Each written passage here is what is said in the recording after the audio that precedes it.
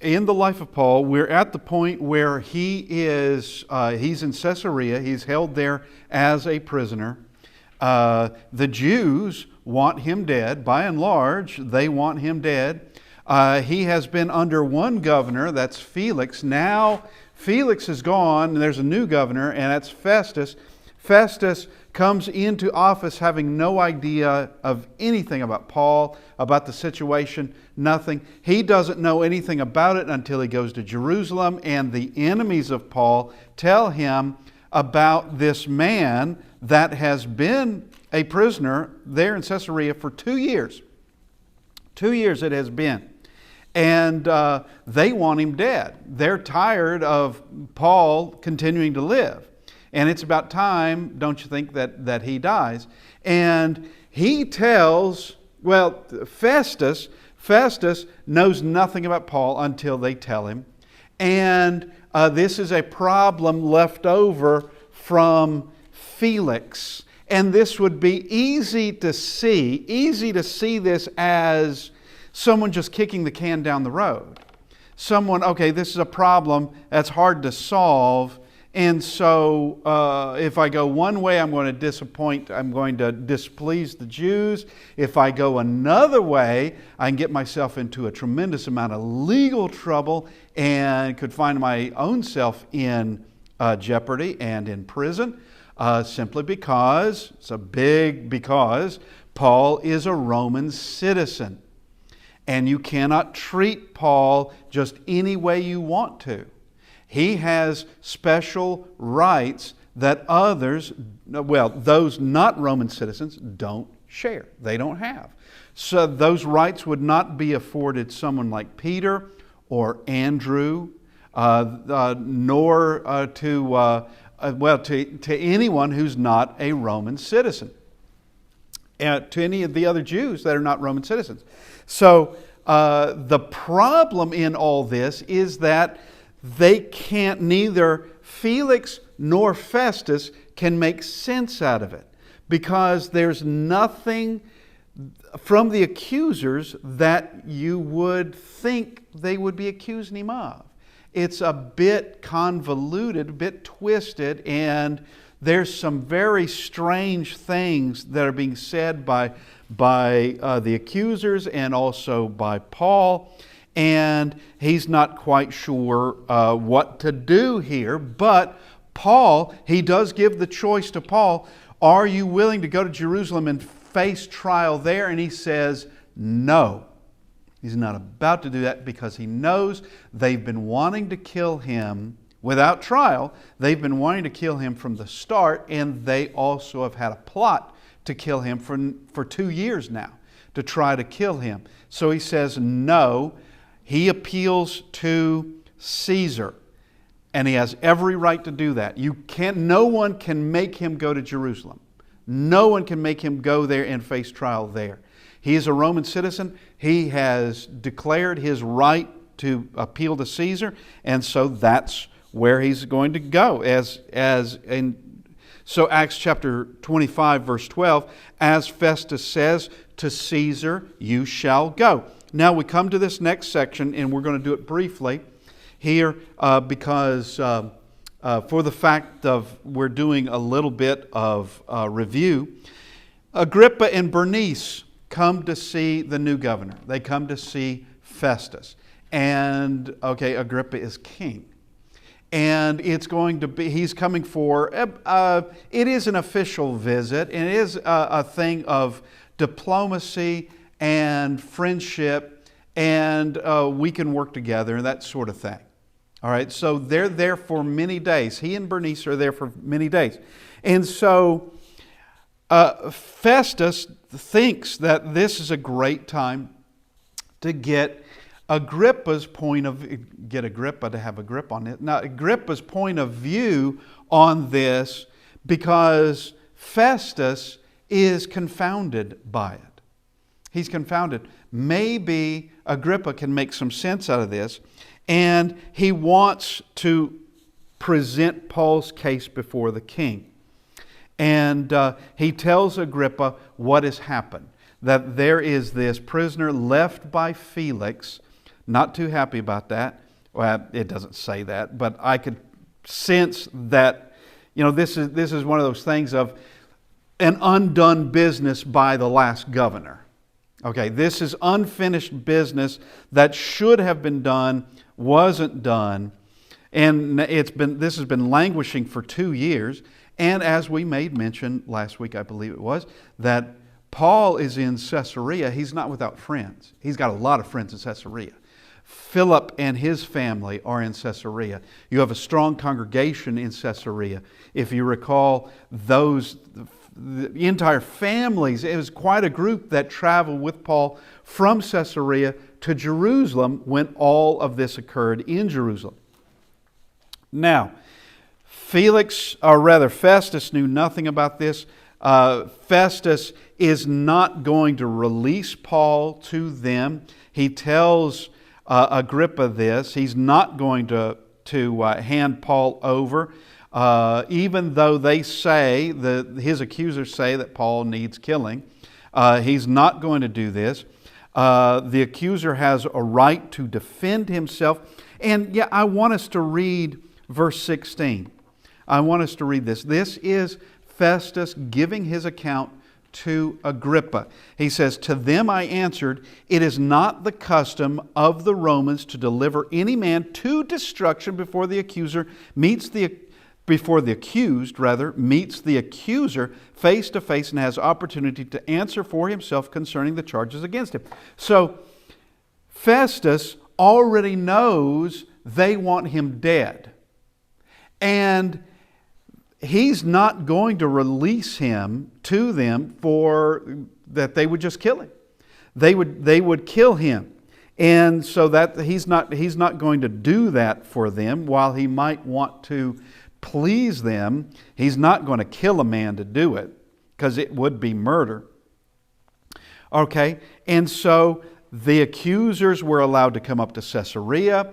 The accusations brought, as he says, no accusation against him of such things as I supposed. They didn't say a single thing that I thought they would say. Not a single thing. Now here is where it would get confusing to your average Gentile, to your average Roman, but had some questions against him about their own religion and about a certain Jesus who had died, whom Paul affirmed to be alive. Now, as we discussed last week, what kind of crime is this? Like, if you said Napoleon is dead and I affirm, no, Napoleon's still alive, do we take this to court? Do you make this an accusation against me? That's just a weird thing. Obviously, there's something larger here, and Festus doesn't quite grasp it at this moment. And because of I was uncertain of such questions, I asked whether he was willing to go to Jerusalem and there be judged concerning these matters. But when Paul appealed, verse 21, but when Paul appealed to be reserved for the decision of Augustus, I commanded him to be kept till I could send him to Caesar. So you can't just send him to Caesar first thing in the morning. That might be a bit difficult. But it's got to be done when such things are scheduled. He can't just, as someone might do, I suppose he could do it, but he's not going to have a specific ship that is just going to be reserved to take Paul to Rome. He's not going to do that. This has got to be done, and it's got to be. He's got to have soldiers who are going to take the prisoner, and so it can't just be done immediately. All this has to be planned out. Now, I do want us to mention what he says here. He says, but verse 21. But when Paul appealed to be reserved for the decision of Augustus, okay, I thought he was under. This was the time of Nero, and that Augustus Caesar is quite a number of years earlier, in that he would have died by now, and that there would be other Caesars that would come into place, and that now we're under Nero. So why is he saying Augustus?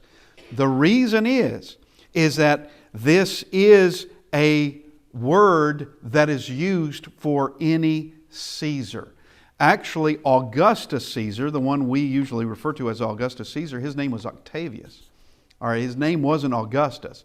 That word Augustus means to be worshiped, to be revered, to be honored. We have the word August, which, as opposed to the month August, which actually does come from Augustus Caesar.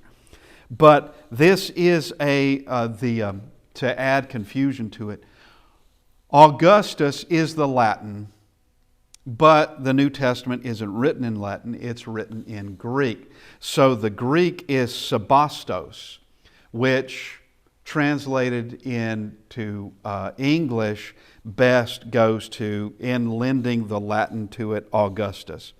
All right, it's a name of honor and reverence for the Caesars. And every reigning Caesar would have that title attached to them, including Nero. And Nero is Caesar at this time. Now, let's go. Now, Agrippa does want to hear what Paul has to say. He does want to hear, and it's arranged for the next day. Now, we come to verse 23. So the next day when Agrippa and Bernice had come with great pomp, that is ceremony and pageantry, because he is king, all right? So and exactly what that entails we're not told, but I guess if you're king and queen, people need to know you just entered the room. And so here's all this pomp that is there. And this is in an auditorium.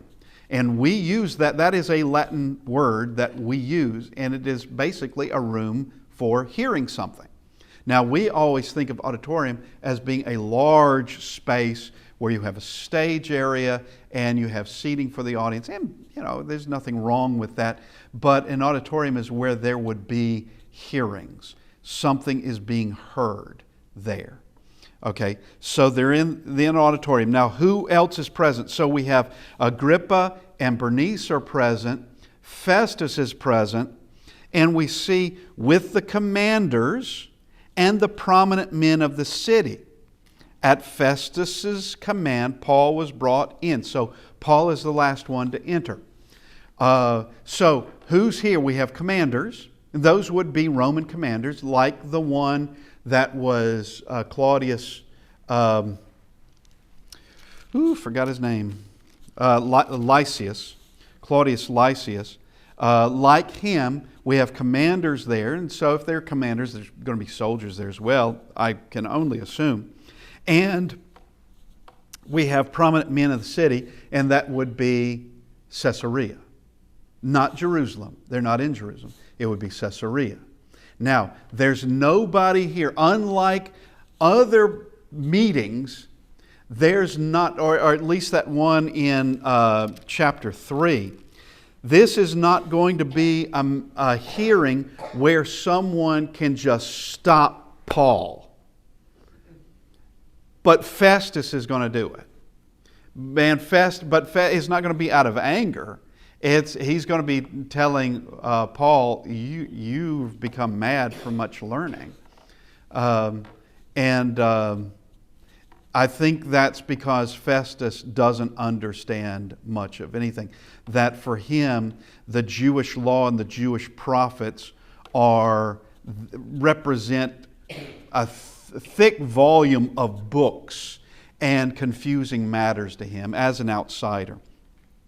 But Agrippa wants to hear all this, and Festus, verse 24, we'll just start there. And Festus said, King Agrippa and all the men who are here present with us, you see this man about whom the whole assembly of the Jews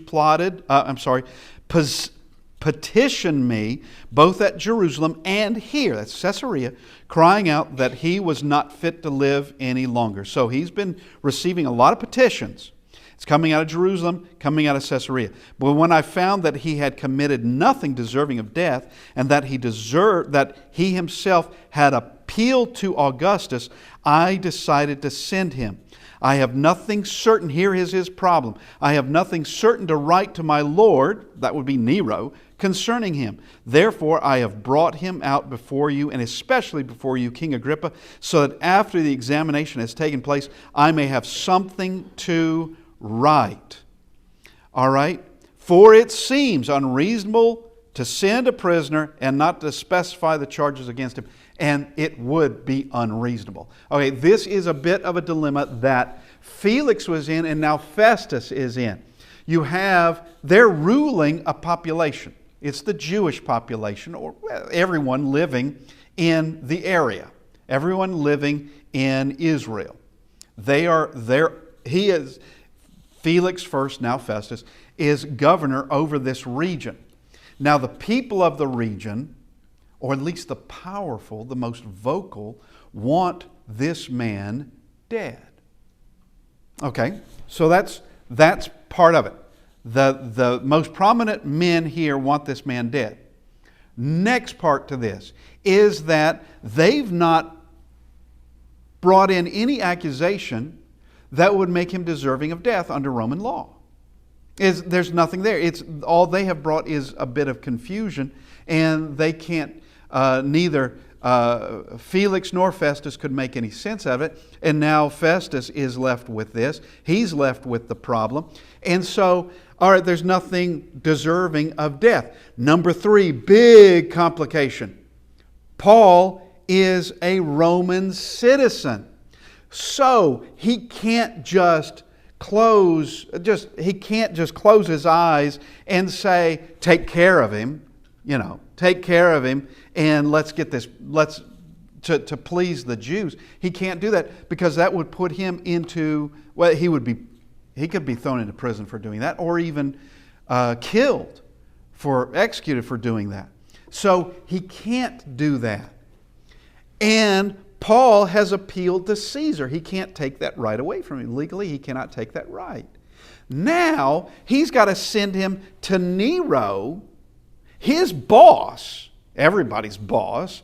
He's got to send him to Nero, and he has no legitimate reason why he's done it.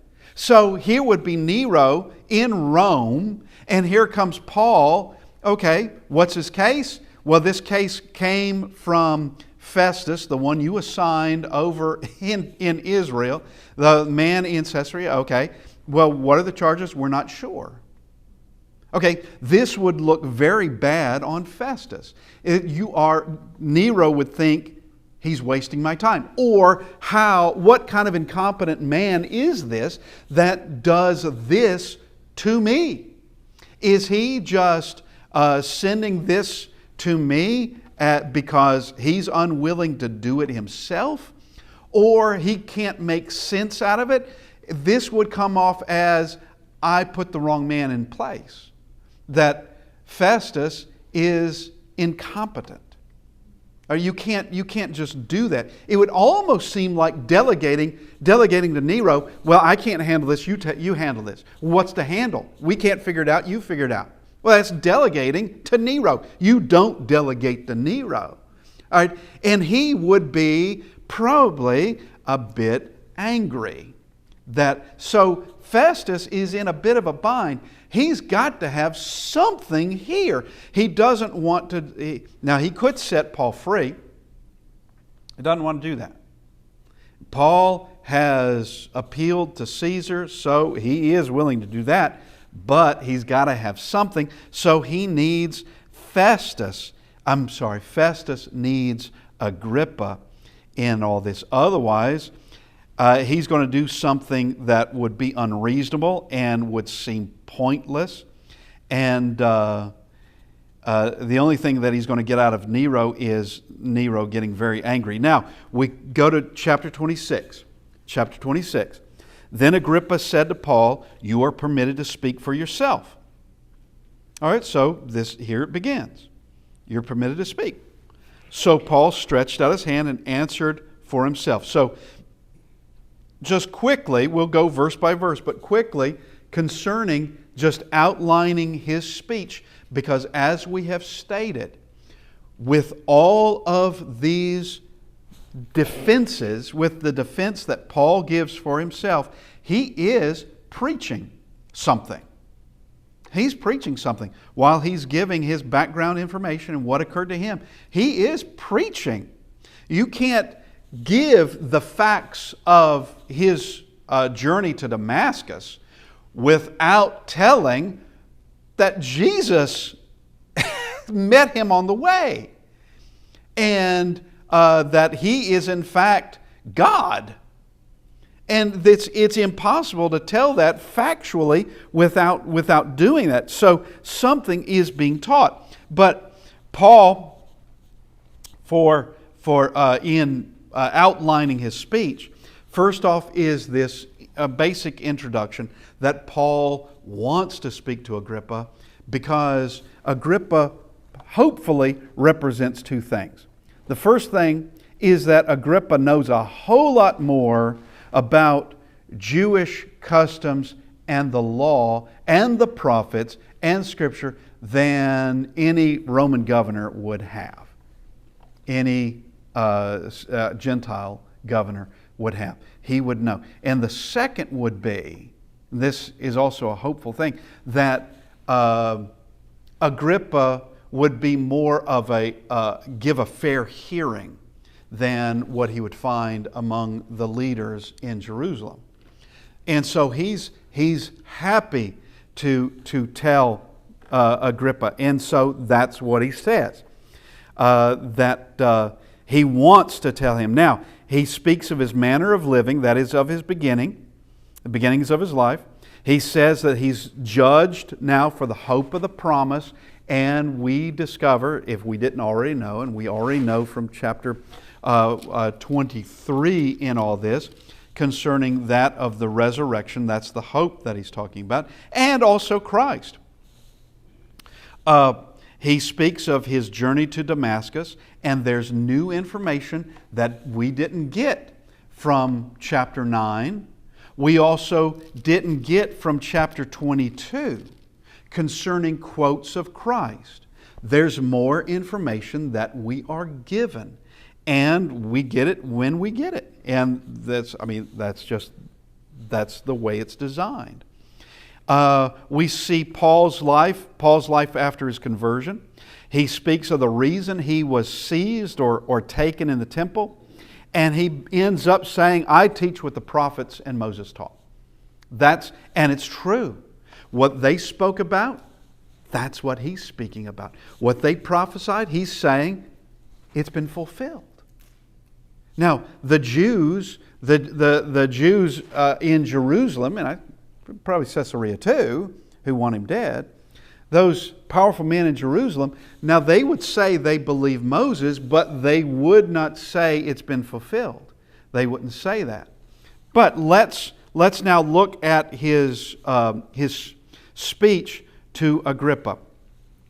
He stretched out his hand, verse 2, I think myself happy, King Agrippa, because today I shall answer for myself before you concerning all the things of which I am accused by the Jews, especially because you are expert at all customs and questions which have to do with the Jews. Therefore, I beg you to hear me patiently. Okay, I know you know more than Festus. He's not talking down to Festus, but I know you know more than him.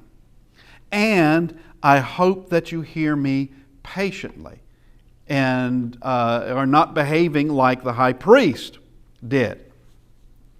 Now, verse 4, my manner of life from my youth, which was spent from the beginning among my own nation at Jerusalem, all the Jews know. They could testify this if they wanted to. And he's about to say this again. They could testify this if they wanted to. They know it. And this is going very similar to the things that he spoke in chapter 22, of where everything in there was confirmable by someone else. Everybody there everybody was alive that could have confirmed, yes, this did happen. These things happened, and they happened to Paul. Those that knew his early life, those, if you want to know what happened in Damascus, you could search those men out who were traveling with him, and they could tell you their perspective on it, what exactly they saw and they heard. They could tell you this. Now, he now says this. After saying, all the Jews know. Now verse 5, they knew me from the first if they were willing to testify. They would say that what I am giving here is the truth if they were willing to testify. You make them testify, and you make them swear to the truth, and they would in fact testify that according to the strictest sect of our religion, I lived a Pharisee.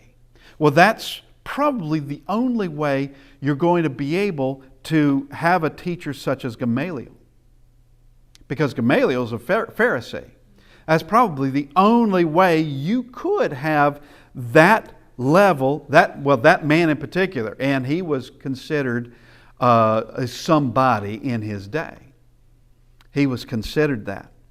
Now, he's saying, ask them, they'll tell you. Now, verse 6, and now I stand and am judged for the hope of the promise made by God to our fathers. And yes, the Pharisees believed in the resurrection. Pharisees also believed there would be a Christ. There would be a Messiah. They believed that. And he says, I'm being judged because of the hope of the promise made by God to our fathers. To this promise, our 12 tribes earnestly, serving God night and day, hope to attain.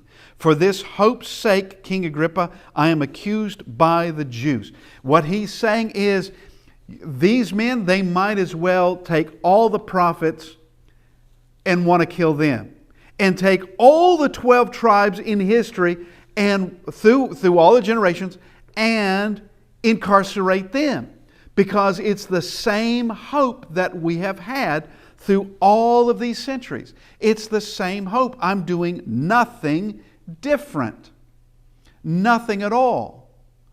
He's following the Word of God where it led, and it led to Jesus of Nazareth, and it led to the confirmation of the resurrection, because Jesus of Nazareth is resurrected.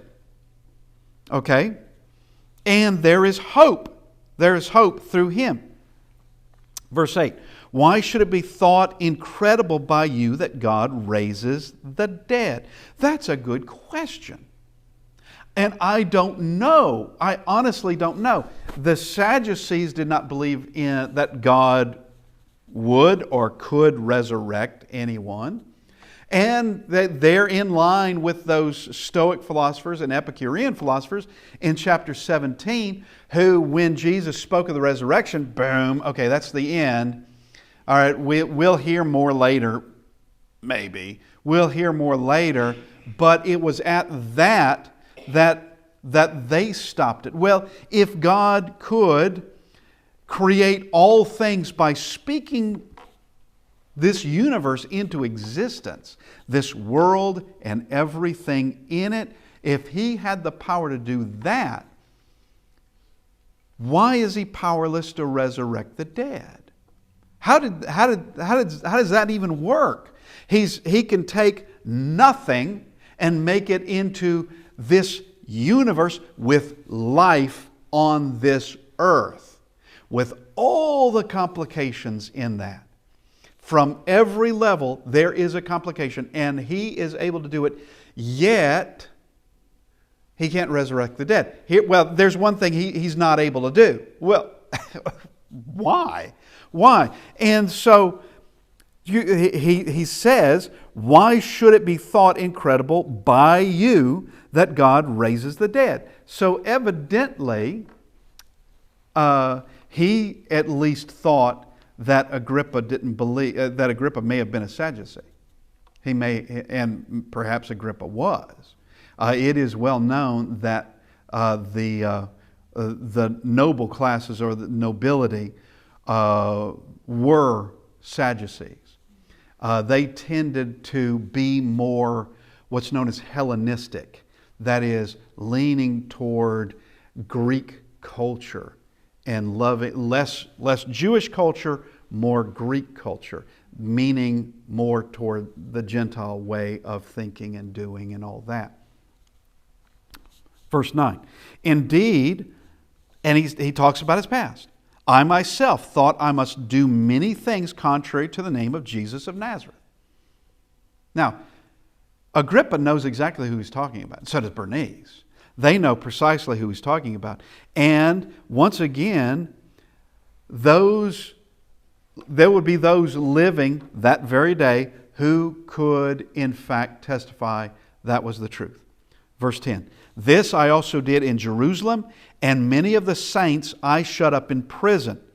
Notice, having received authority from the chief priests, and when they were put to death, I cast my vote against them.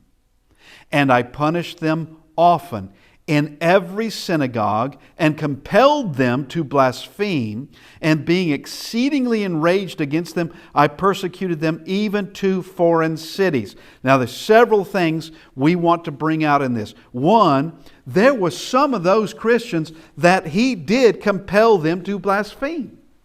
They didn't hold on to their faith. There were some that collapsed under this torture, is what it was. Under all of this, taking them into prison, you have the threat of death and pain, and he compelled them. They did blaspheme. Now, to me, that's worse than murdering them in my book. Okay, I take a Christian and I kill the Christian. Well, where do they go? They go to paradise.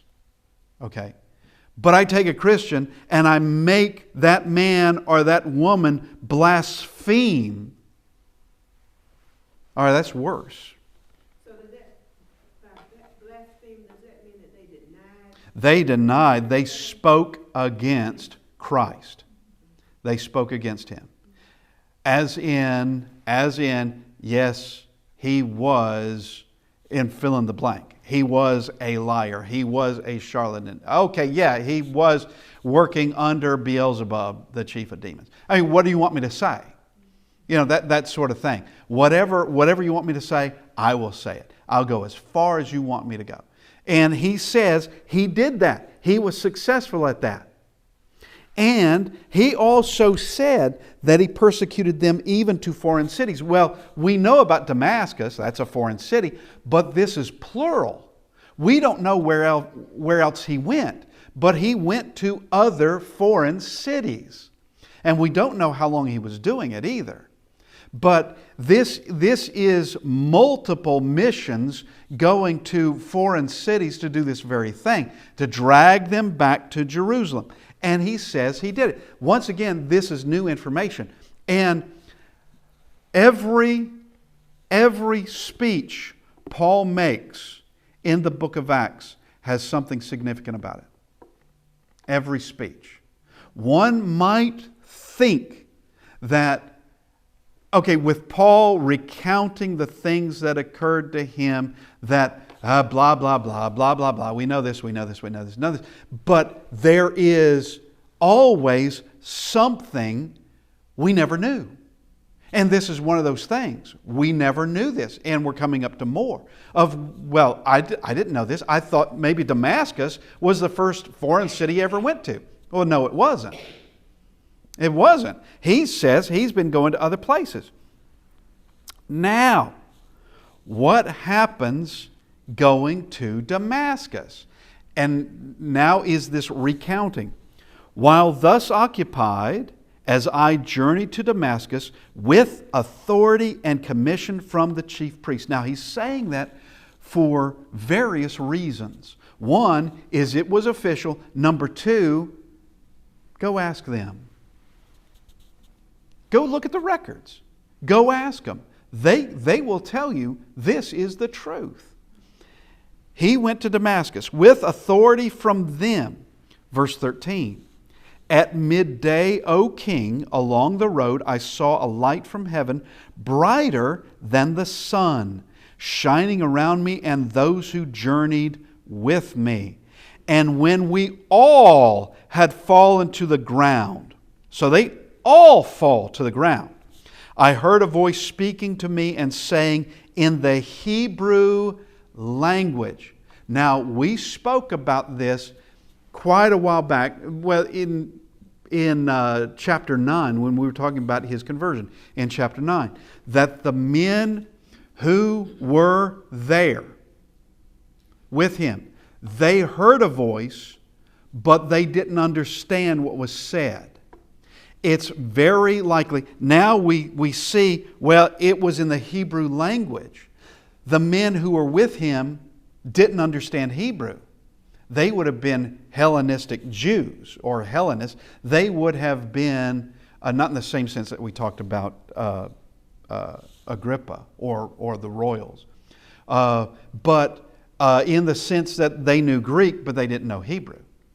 All right, Greek was the prominent language of the Roman Empire. Not in Rome per se, but it would get you around the Roman Empire wherever you went.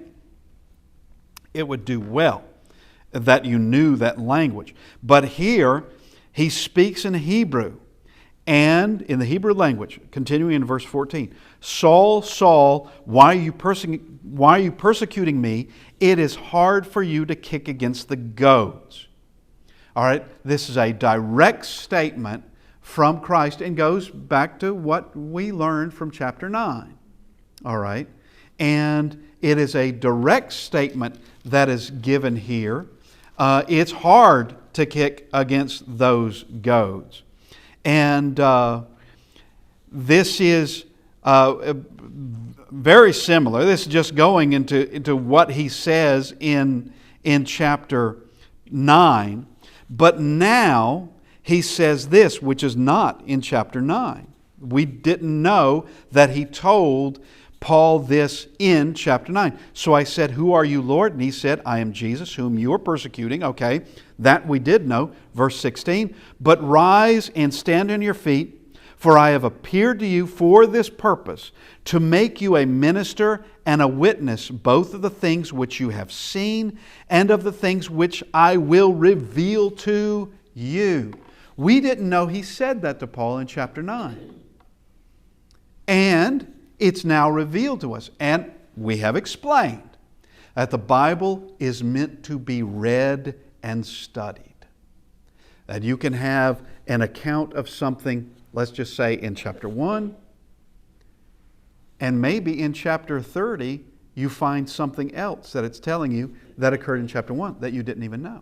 Or something happened at the end of the book of Deuteronomy, and you didn't know certain things that happened also at that event at the end of Deuteronomy, that the book of Jude is now informing us about.